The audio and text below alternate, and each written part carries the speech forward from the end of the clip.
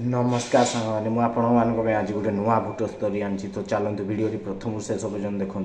तो स्टोरीटा एमती थी जे आपण शुणी पूरा आपणकर हाथ गोड़ थरीज यह एक सत घटना। तो चलतु जाना। तो गोटे घरे मिस्त्रीटे कम कर मिस्त्रीटे जो कम कर सी से घरे रही थाए नुआ घर बनाई थाए झरका फरका थाए।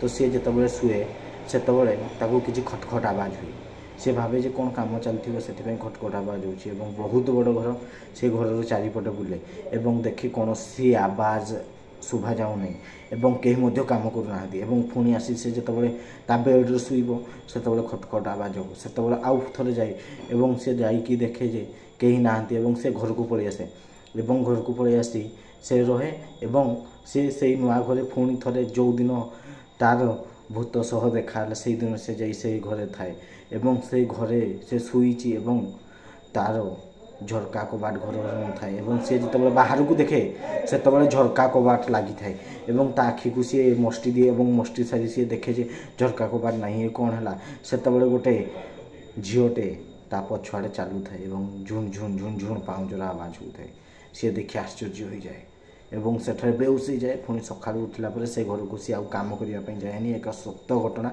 मु बंगाली मिस्त्री गोटे को देखी पचारि से तार कहानी। जदि आपड़ यहपरी सत कहानी जानवाई चाहते चैनल टी सब्सक्राइब कर दिंतु।